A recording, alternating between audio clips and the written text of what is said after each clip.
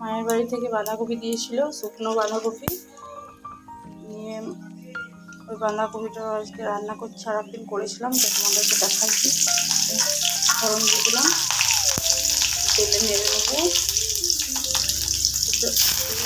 বেশি ভালো হবে।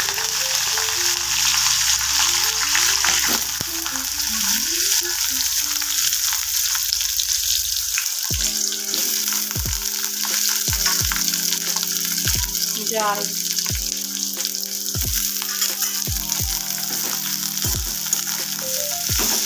তোমার দেখতে থাকো, আমি রান্নাটা কী করে করি।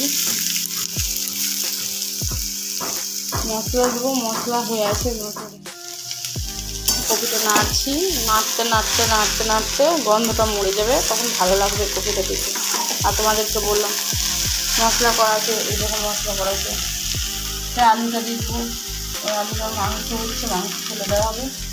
আর আলুটা ছানবো, তাতে লঙ্কা ভাজা দিয়ে দেবো, লঙ্কা ভাজা বেশি করে। আর এমনি ভাত হচ্ছে, আজকে একটু এই করে ভাতটা বসানো হলো। আর অন্য মাংস রান্না করছে আমার বর।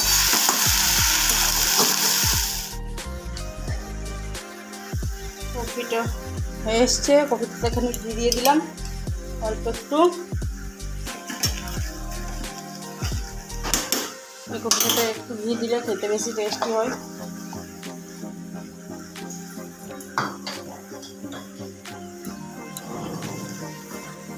একটু নেড়ে নেবো, নেড়ে নিলে হয়ে যাবে। আর বাইরে মাংস হয়েছে, নিয়ে আসছিলাম মাংসটা।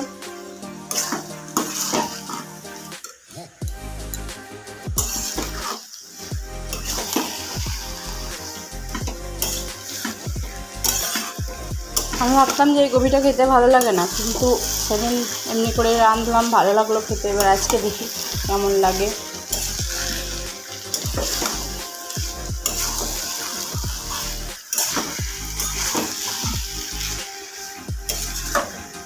অনেকক্ষণ থেকে নেড়ে নেড়ে নেড়ে নেড়ে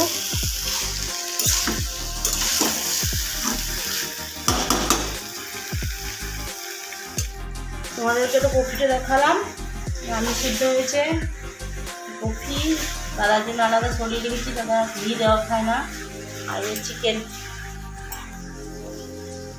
দাদা একটু আলু পছন্দ করে, ওই জন্য আলু দিয়েছে দুটো।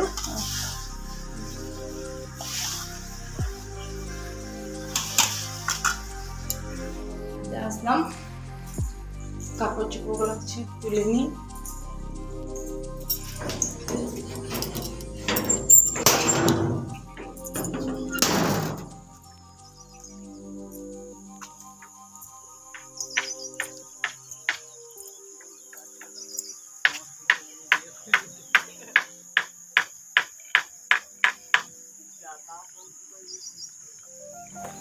ছাদে গেলাম, নিয়ে ছাদে গিয়ে নিয়ে দেখছি কাপড়গুলোও তুলে নিই।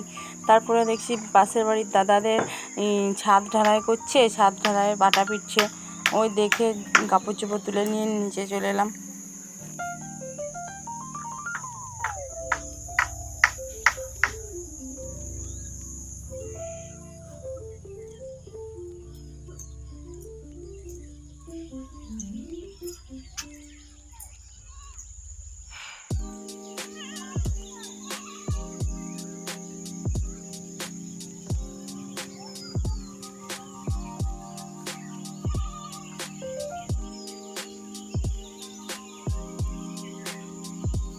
ধানটা কত সুন্দর উঠেছে দেখুন।